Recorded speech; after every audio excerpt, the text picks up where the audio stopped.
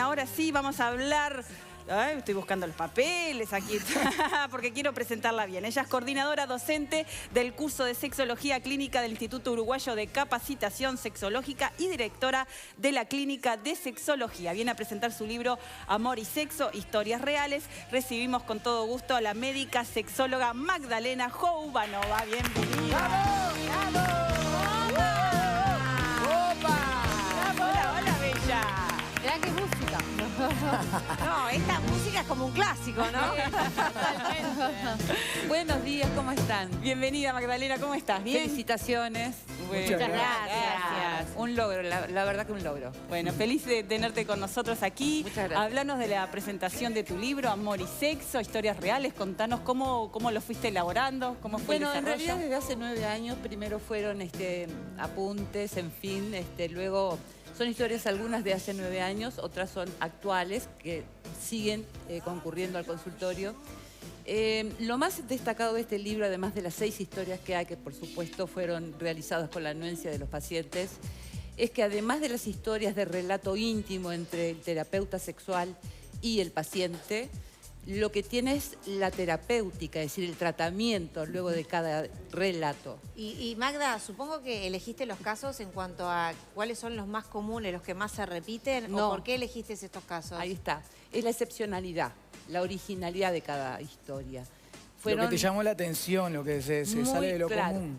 Desde, en realidad lo que me interpeló a mí desde el punto de vista personal y profesional, y lo que le va a interpelar supuestamente al lector, por la originalidad y excepcionalidad de los casos. Se van a sentir en algunos casos identificados. Yo creo que en algún punto todos los relatos tocan en algún punto a los pacientes, a los lectores, porque yo creo que en algún punto de alguna historia todos se van a sentir en algún lado identificados por lo emotivo, en algunos casos por lo alegre, en otros porque es esperanzador en algunas historias, y en algunos casos por lo doloroso, lo traumático que pueden ¿Se ser. repiten los problemas, ¿no?, entre comillas, No. en las distintas parejas o son No. tan variables como En algunos casos son individuales, en otras son, en excepcionales casos son de pareja. Son les digo más o menos Sí, en general. sí, claro. En algunos casos es sexualidad y adulto mayor. En otro es discapacidad y sexualidad, un tema muy interesante que yo vengo hablando hace mucho tiempo y que en general cada vez que hablo de esto me llaman de las distintas instituciones y padres que no saben qué hacer con sus hijos. Hay otros que es distintas formas de amor. Hay otro que tiene que ver con una violación intrafamiliar de los 5 a los 16 años. Hay otra que es un chat entre dos desconocidos. En realidad es una historia muy actual porque eso se da actualmente mucho. Una mujer y un hombre, que en realidad nunca pasó nada, simplemente... Claro, y ahí planteas el tema de la pregunta, porque se plantean como varias preguntas en el libro, Sí, ¿no? todo. Desde el amor y el enamoramiento hasta el sexo y el engaño. Sí. ¿Qué cosas, por ejemplo, a nivel de amor y enamoramiento, que es como la primera pregunta que vos planteás en el libro, qué particularidades ves? Bueno, lo que siempre he planteado, es decir, primero que todo yo en el libro no respondo preguntas, siempre hago que el Sí, lector, cada uno pueda responderlo, como siempre hago en general. Yo siempre digo que tendríamos que sacar de nuestro vocabulario lo malo y lo bueno. Son cosas que cada uno puede responder, yo no juzgo. Creo que cada uno tiene que juzgar de acuerdo a sus valores y a sus principios. Entonces, me parece que ahí es donde cada lector, está bueno que eso es lo que cada lector tiene que decirse Encontrar a sí mismo también, y ¿no? preguntarse e interpelarse a sí Pero mismo. los uruguayos, digo, pues si hablamos, estos si bien son casos particulares, digo, hablan de casos de personas que seguramente, como vos decías, en algún punto nosotros nos sentimos identificados. ¿Qué pasa el uruguayo? ¿Qué le pasa? O sea, ¿qué le pasa cuando vos planteás? Hay diferencias entre el amor y en el enamoramiento. Sí. ¿Qué pasa en el sexo, digamos? ¿Cambia, se modifica según las edades? ¿Qué cosas son las que a nosotros nos hacen identificar cuando leemos ese libro, más allá de las historias particulares? Identificar. Sí. Y bueno, digo, las edades, son distintas edades. En el caso del chat, muy identificados porque es una historia actual. En el caso del abuso sexual, yo por mi experiencia te diría que en el caso del abuso sexual muchísimas mujeres han pasado por esa experiencia, más allá de lo puede ser mínimo o máximo, digo, en este caso es muy violento, pero cuando lees esa historia... es terrible. Claro, pero toda mujer en Uruguay quizás es muy frecuente, ha sufrido casos de abuso sexual. Mucho menores a este seguramente, pero toda mujer se siente identificada, muy identificada con eso. ¿Son más las mujeres o los hombres? En este país, mucho más las mujeres. Magdalena, en el caso que hablabas del tema de las redes, por ejemplo, de lo Sí, actual, sí. ¿no? ¿Qué pasa? ¿Se considera una infidelidad el estar con una pareja real y esas relaciones que hay a través virtuales? Yo nunca lo contesto eso. No, no, es muy personal. Eso claro. es personal, o Ajá. sea, yo no respondo si está bien o está mal. ¿Sabés cuándo empieza a estar mal? Sí. Cuando la persona se siente angustiada por eso. Ajá.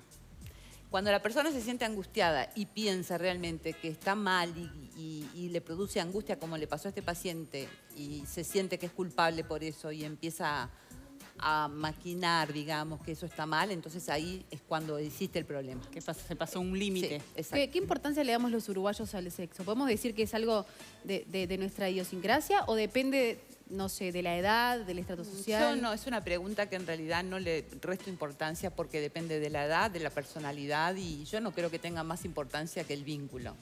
A mí personalmente... ¿Qué es un 50 y un 50? No, yo no puedo contestar Pero cuando eso. llegan los casos, cuando te No. plantean los casos, Magda, vos notás, ¿cuánto notas de importancia que la gente le da al sexo? Porque también lo que uno siente a medida que ha pasado el tiempo es que se ha empezado a hablar más del sexo, ¿no? Sí, pero eso no quiere decir Claro, que tenga no quiere- más importancia que el vínculo. No, por supuesto, no, está bien.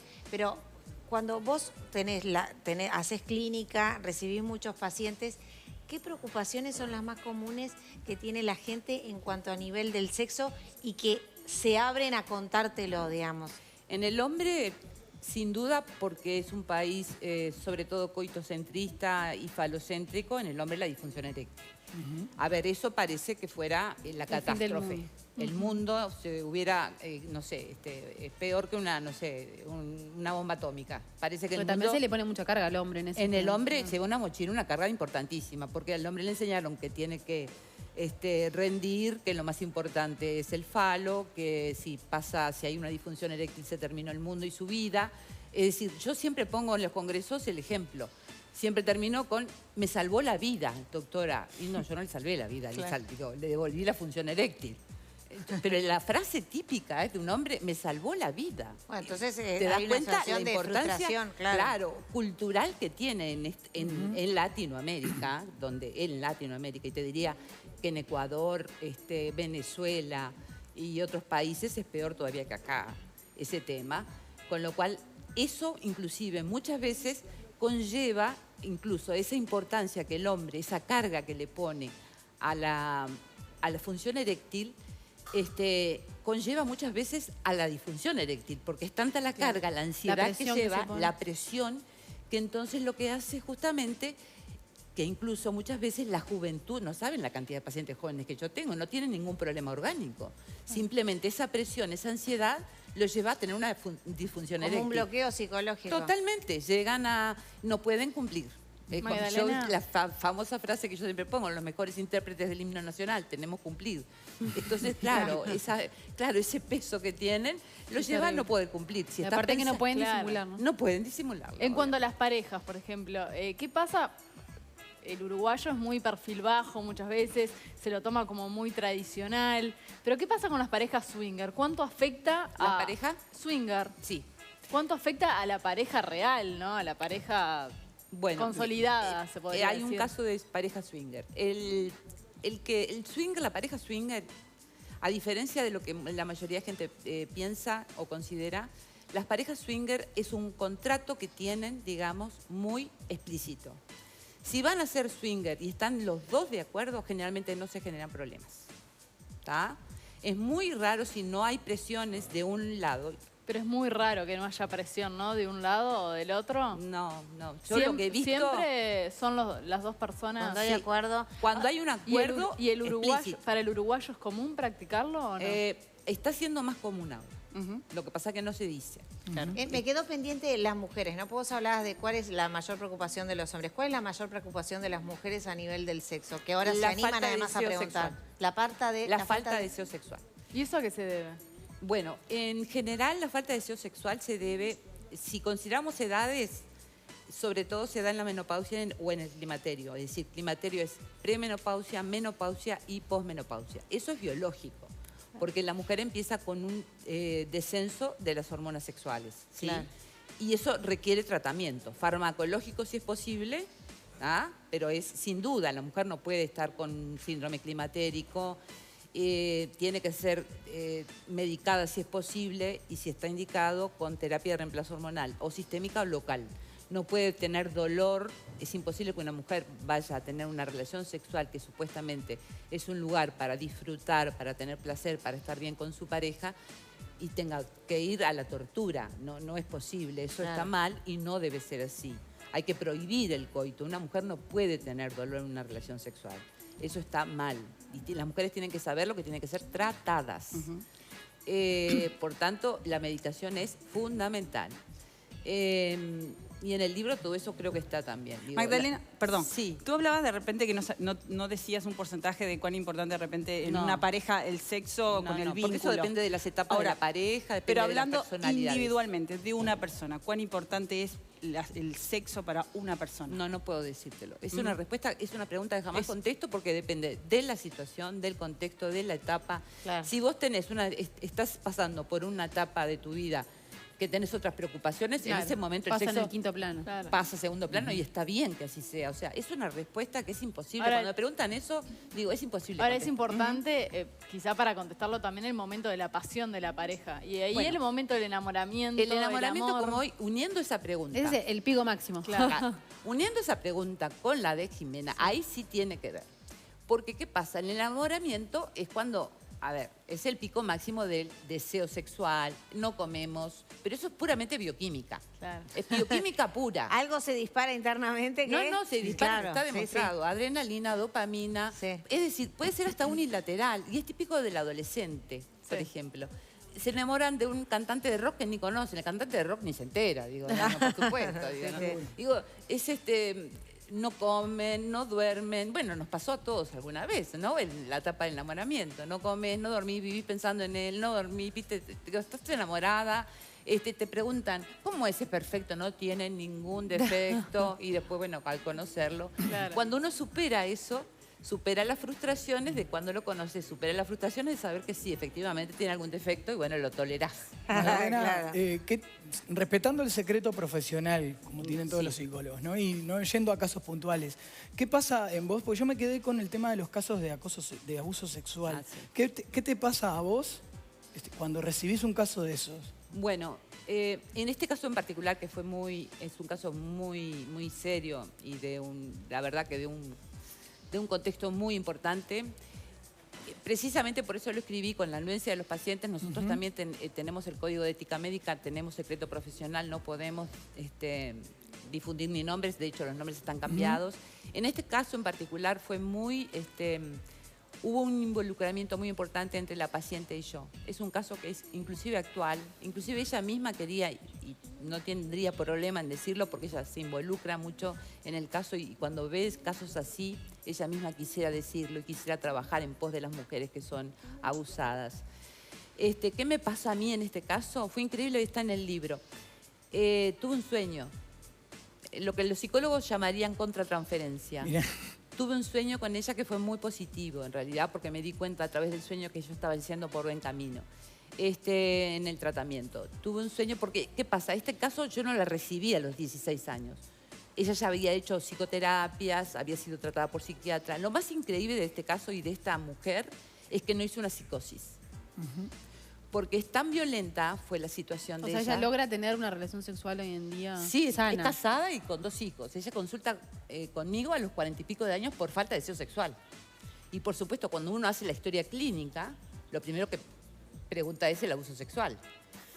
Y entonces, cuando surge ese tema, ella ya había sido tratada, pero cuando viene a mí con falta de deseo sexual, viene el marido y ella, obviamente tenía falta de deseo sexual por los antecedentes. Y claro, pasó a ser, sin duda, la historia central, ¿no? Todo lo que ella había pasado. Claro.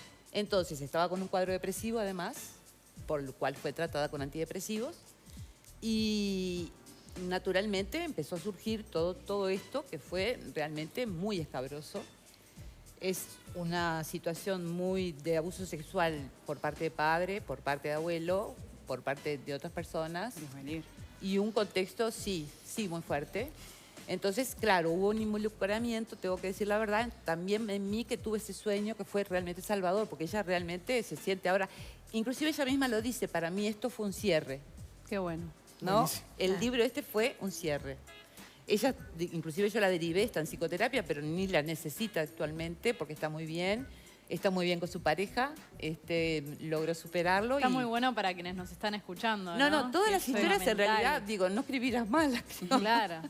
Pero todas las historias en realidad, todas tienen un mensaje muy positivo. Claro. Buenísimo, Magdalena. ¿Los podemos encontrar en todas las librerías? En todas las librerías. Perfecto. Bueno, muchísimas gracias No, por gracias. acompañarnos. Un Ahí placer. tenemos el libro Amor y Sexo, Historias Reales, de la médica sexóloga Magdalena Joubanova. Muchísimas gracias No, por a ustedes. acompañarnos. Nos vamos nuevamente al encuentro de nuestro compañero Seba, a ver con quién está